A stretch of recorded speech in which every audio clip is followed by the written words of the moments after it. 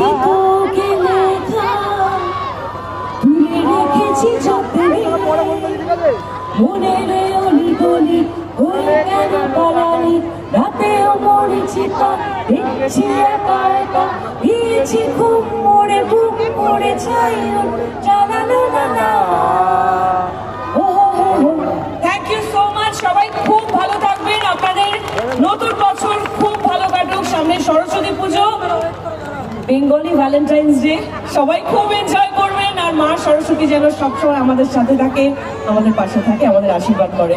Thank you so much. সেই সঙ্গে সঙ্গে কুড়ের হাঁড়ি একেবারে বাংলার প্রিয় কুল পলকটা তুলে দিচ্ছেন হাতে করে ভীষণপাড়া উৎসব কমিটির পক্ষ থেকে। আর সেই সঙ্গে সঙ্গে নতুন বছরে তার জন্য রইল অনেক শুভেচ্ছা। তার আগামী দিন আমাদের সকলে দারুণ করে তার ছবিতে মন দেওয়ার সময় যেন তৈরি হয়ে যায়। আর সেই সঙ্গে সঙ্গে মঞ্চে এতক্ষণ